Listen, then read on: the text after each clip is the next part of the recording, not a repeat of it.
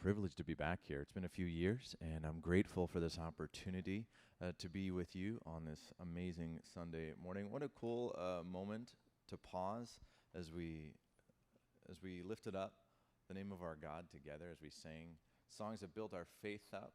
And I just want to acknowledge everybody in the room, whether you have been following Jesus for decades or maybe this is your first time in a long time giving God room in your life, and maybe you're just open to what he might have for you today. I just want to honor you and just acknowledge you wherever you're at in your journey. As Pastor Andrew said, my name is Dan, and I get to serve as the Youth Alive missionary for Wisconsin and Northern Michigan. And whenever I travel and speak, I like to bring my family with me, and so there they are. And my bride of 17 years and I have a great life, and we have so much to be thankful for. We're getting to that really cool stage in our journey where we've known each other longer than we've not known each other, and it's a really cool and special thing. And this young man in front of me, his name is Logan. He's 12 years old. He likes Star Wars, playing piano, and things that explode. And so if you appreciate those things, you and my son would get along great. And now this little ball of sass sitting in front of my wife, her name is Camden Joy. She is 6, but she thinks she is 16. And so what I'm going to ask you to do now, grab the hand of the person next to you. We're going to pray for me. I'm not joking. And so I'm thrilled and just grateful to have my family along with us in this journey, because we believe this one truth, and that is every student matters. Every student matters. Within minutes of this building right now, there are young lives walking through life unaware of the depth of God's love. Can you fathom that for a minute? Can we pause and reflect on that reality, that right now, within minutes of us, we just sang songs to a God who wants to hear our voice. We just paused in the presence of the Eternal One together. And some of us walked in needing something from his presence, and we're going to walk out because his presence is here, and he gave us exactly what we needed in that moment. But there are students within minutes of this place who don't even know how much God loves them yet. And that creates a friction in my soul. That creates discomfort in a great way, because we have got to change that. We have to not stand still. We've got to run to this generation of students. We've got to run into the world to remind them that there is hope. There's always hope. There's always been hope. There's hope now, and there will always be hope. We've got to do something, and that's why we exist. That's why Youth Alive exists, and ultimately that's why the church, the body of Christ, exists. It's to gather, but it's also to go. And so I'm so thankful for all that God's done. One of the main ways that Youth Alive reaches students is through school assemblies. During the day, we get to present motivational and values-based messaging all over Wisconsin and Northern Michigan. We've served Shawano with our programming. And our team of speakers is second to none. They're amazing. They're so talented. On Friday, March 2nd, 2018, Terrence Talley and Youth Alive were at Appleton East High School. And that's where we witnessed something that we've never seen before. Something so powerful that I'll never be able to forget it. Terrence is in this field house at Appleton East. There's 1,600 students in the room. And he's giving his message. Don't give up. Your life has worth. You have purpose. Don't give up. And at the end of his talk, he invites the teachers down front. And he encourages them, because how many of you know teachers today, they need encouragement. We've given them a next to impossible task. In addition to educating the mind of a generation, we also now expect them to educate the heart of a generation because of the changing family dynamics happening all around us.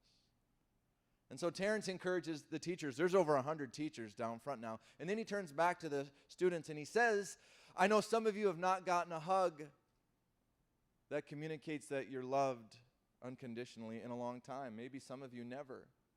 And if you need a hug like that today, he calls them dad hugs. If you need that type of hug, leave your seat right now, come down front and stand in front of one of these teachers. Out of 1,600 students, 800 left their seats. Many with tears streaming down their face. Why? Because they know what affection feels like, but they don't understand what love really is. true unconditional love. They're awash in attention, but devoid of true love. And so these students are all hugging teachers, and I'm getting emotional in this moment because this is beautiful. It's powerful. Lives are being changed. And we didn't even share any religious content. We didn't even mention the name of God in the room, but clearly something was happening. And a young man walks up to Terrence, sticks his hand out, shakes his hand. There's a note in his hand. Terrence takes that note. He puts it in his back pocket. We go on to the next school, and Terrence opens the note up there, and he never does that. He typically waits until he gets home at the end of the day, but for some reason, he opens up the note, and it's this young man's end-of-life note, meant to be discovered by his mother after he made the final choice. And after Terrence reads the note, he says, Dan? And I'm like, what? And he goes, you have to read this. And I'm like, okay. And so I read this, and as a dad, I became, I was sad, but I was mad. It was this mashup of emotions because no child should ever think that no one cares. It's hard enough to think that no one cares. It's worse to believe that no one cares. And this young man had reached the point in his life where he wrote notes, words, syllables, fully intended to describe a life without hope. And as I read the note, I decided we have to do something. And so we ran the note to the principal. Because we didn't know if he went home and acted. We didn't know if it was too late. We didn't know. And it wasn't until 7 o'clock that night that my phone rings. And it's the principal, and he says, Dan, I have good news for you. We found him. We pulled him out of class. We called his mother in. And we asked him, tell us about the note. Why did you write the note? And he goes, I wrote the note months ago, and I carried it with me every day. Can you imagine carrying around your declaration of desperation with you? That's where this young man was. And then they asked, why did you give it to Terrence? And he said, well, after Terrence told me to not give up, I decided I didn't need the note anymore. And that's why I gave it to Terrence. So in a moment, a young man went from the edge of death now to the edge of hope. And it's all because of Terrence's message. It's all because of what Youth Alive was able to do. And it's all because two young ladies at Appleton East High School who loved Jesus talked to their principal and said, can we please bring in Youth Alive? And so because of that string of events, lives were changed. And now don't take this the wrong way, River Valley, but it's kind of your fault too. Let me show you a map of where we've been. We've served all over Wisconsin and northern Michigan. Everywhere that you see a dot, you've gone with us. Why? Because this church faithfully supports Youth Alive every month financially. And I also know that you're praying for us. So all of this impact, that's kind of your fault. Don't be offended.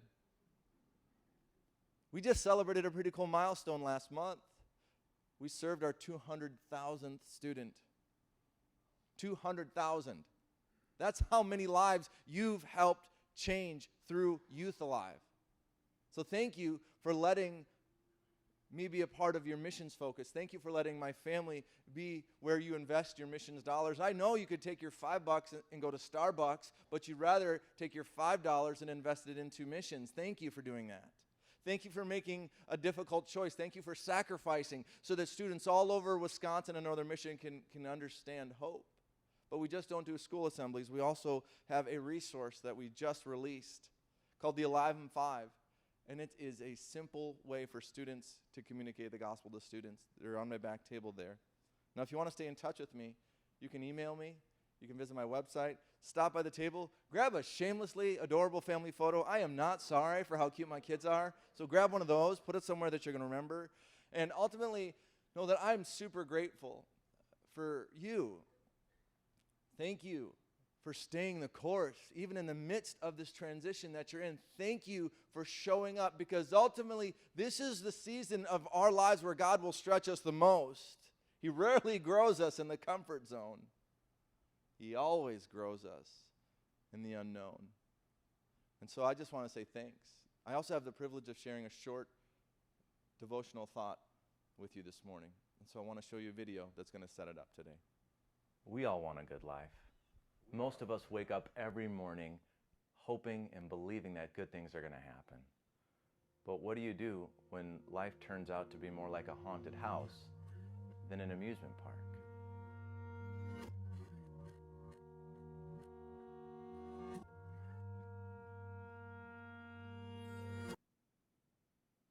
My name is Dan. In 2011, my family suffered a horrific tragedy that caused me to question everything I know. My beautiful 13-month-old daughter was brought to the doctor for a routine checkup. She was pronounced perfect. When my wife laid Peyton down for a nap that afternoon, she never woke up.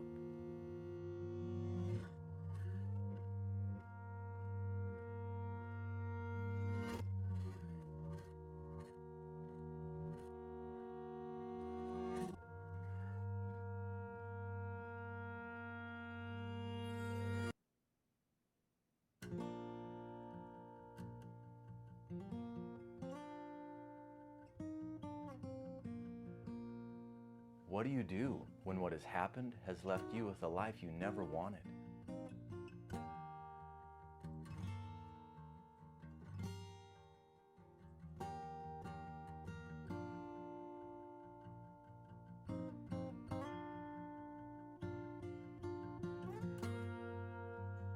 When we pivot from asking why bad things happen and focus more on how you and I can suffer well, we chart a course that is productive, that is hope-filled, and will eventually lead to abundant life.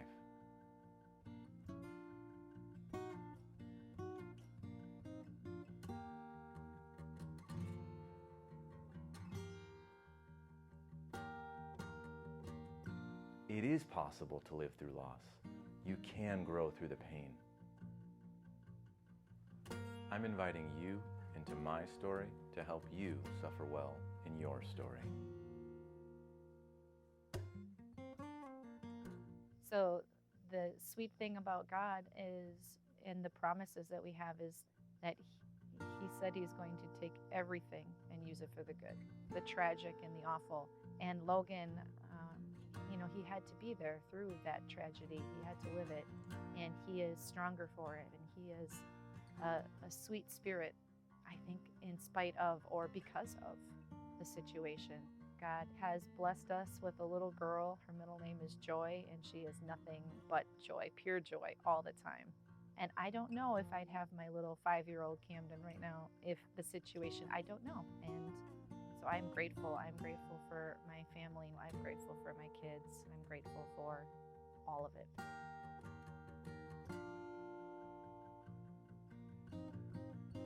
Let's change the way we talk about suffering and live the life that was made possible by a greater love.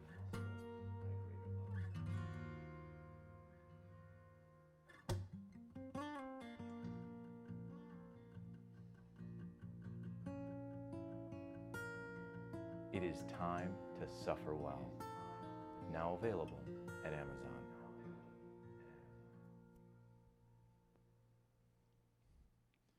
So as you can see, my family has walked through a pretty difficult experience, but I'm under no illusion. I know that we're not the only ones who walk through difficulty.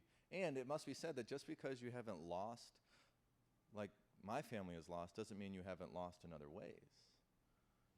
Now, when we go through hard times, people say all kinds of things in response to our pain. And here's one thing people say: God would never give you more than you could handle. Have you ever heard that before? Weren't you tempted to give them more than they could handle? Like, why do we say that? Is that even biblical? If you study the scriptures, you'll see in Genesis, God allows Joseph to be falsely accused, wrongfully imprisoned, left to rot, and ultimately liberated. But he allowed Joseph to go through the unbelievable. In Exodus, you'll see God's deliverance of the people of Israel. After he allowed them to be brutally enslaved for 400 years, his deliverance of them was also chaotic. Read it for yourself. They were losing their minds God's deliverance of them. That was more than they could handle. In Hebrews, we read about people who love Jesus, who the scriptures say, pardon the graphic nature of what I'm about to say, but the Bible says that they were sawed in half. I'm no doctor, but I'm guessing that was probably more than they could handle. And then you read in the Gospels, in the Garden of Gethsemane, where Jesus is agonizing the evening before he's about to be brutally executed for our sin. And he is so stressed out that he is sweating drops of blood. That is a legitimate medical condition. So his humanity was overwhelmed, but his divinity prevailed. So will God allow us to go through more than we can handle? Absolutely. But will he allow us to go through more than he can handle? Absolutely not. Here's what God says in John chapter 16, verse 33. Jesus is talking and he says, I've told you these things so that in me you may have peace. In this life you will have trouble. But take heart, I have overcome the world. That word trouble right there in the original language, which is Greek to me, is the word for tribulation. Tribulation. Jesus is saying, buckle up, Betty, and hang on, Harry. It's about to get rough. So here's the reality of our life as we follow Jesus. Suffering is not a probability. It is a promise. It isn't an if you're going to suffer, it's a when you're going to suffer. So the better question isn't necessarily, why am I going through this hard time? The better question is, how am I going to trust God through this hard time? Because we're all going to go through things that pull us apart. The question is, are we holding on to the one who's keeping us together? If you follow Jesus, you're going to suffer. If you don't follow Jesus, you're going to suffer. Question is, who are you following? Because I want to follow the one who overcame. I want to follow the winner. I want to follow the champion. I want to follow the one who came down from heaven. He lived perfectly in my place and in your place. I want to follow that guy. Because the truth is, I don't have what it takes to make it through life on my own. I need help. And all the help I need is found in heaven. But when heaven came to earth in the form of Jesus, all my needs were met. All your needs were met. And so here's what I want to encourage us with this truth today. You can make it when you walk with Jesus. Why? Because he'll carry you if he has to. You don't have to be strong because he's strong. You don't have to be wise because he's wise. You don't have to have it all together. Why? Because he's keeping it all together for you. There's a benefit to following Jesus, folks. It's not just getting into heaven. It's walking through hell on earth and coming out alive. Isn't that beautiful? Here's something else that people say in response to pain. Everything happens for a reason. Have you ever heard that? It's not true. Here's why I say that. Because it sounds like you're saying that God's causing everything to happen. Now, let's rewind the creation story all the way back to the book of Genesis. God creates Adam. He creates Eve after he's created perfection. And he's told them, hey, you two, listen up, come in close. All of this stuff I've created, you can enjoy that. But this tree over here, the tree of the knowledge of good and evil, don't eat that fruit. So God says, enjoy, avoid. Touchy, no touchy. Like, God is so clear to them. And what do? They eat from the tree of the knowledge of good and evil. And God told them, if you do that, you're gonna die. But they did it anyways. Now, did God cause them to choose what they chose? Absolutely not. But why didn't he take the tree out? Why didn't he just prevent them from making the mistake by pulling the option completely out of the matrix? Here's why. The only way you and I can experience a real love is if we have a real choice. So God chooses us first. He loves us more than we could comprehend, but he waits for us to choose him back. And it's in that space where we encounter God's grace, where our lives change, and that's where the gospel comes alive for all of us. God will never force us to do anything. He invites us into his life. He invites us into his holiness. He invites us into his provision, but he's never going to force his way into our lives.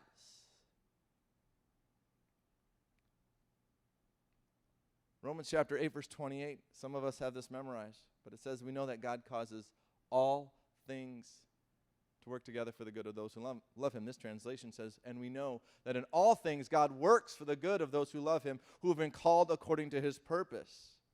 When you love him back, you best believe that God's getting to work on your behalf. That's a promise. You can take that to the bank, cash the check, and watch that promise show up in your life. It may not show up when you want it, but it will show up the way that God has planned it. So here's the truth. God does not cause everything to happen for a reason, but he does give a purpose to everything that happens. How? There's nobody else on the face of the planet that's more wise, powerful, and loving than him. And we have watched in our lives God redeem our darkest night over and over and over and over. We've released this book. It's called Suffer Well, and it's intended to change the conversation around suffering. And every week, somebody reaches back out to us and says, Dan, God used your story to encourage me in my story. God is redeeming our pain for his glory. Would we have rathered him not allowed us to lose our daughter? You best believe that. But that's not the story we're living. And so now we're fully committed to partnering with God in his redemption of our story. And that's the encouragement I want to give all of us today, is that there's always an after. There's always an after. And here's the question that I want to invite you to consider. Are you going to partner with God in the after that he is authoring for you? Are you going to join him and follow through on his leading in your life? Are you going to forgive people as they wound you? Are you going to maybe lay down those empty dreams that you've been pursuing for your entire life and pick up your cross instead and die to yourself and follow Jesus instead of the crowd? Are you going to work with God? Or are you going to work against him? Because it's up to you, actually. Probably 5 years ago now, we bought a house. Oh, technically, we're borrowing it from the bank for another 25 years, but that's another story. And on Friday, March 2nd, 2018, the same day that God changed the life at Appleton East High School, 1 hour after the principal told me about the student who found hope that day, my phone rang again. It was my mother-in-law, and she said, "Did you hear the news about your neighbors?" I was like, "No." She says, "Their 1-year-old daughter just died."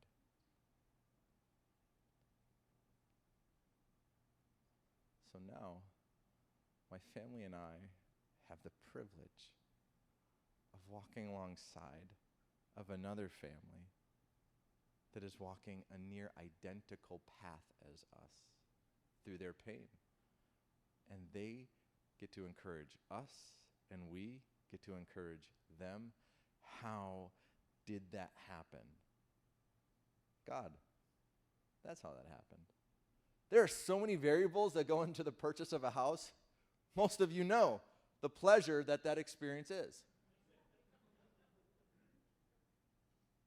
But look at how powerful God is.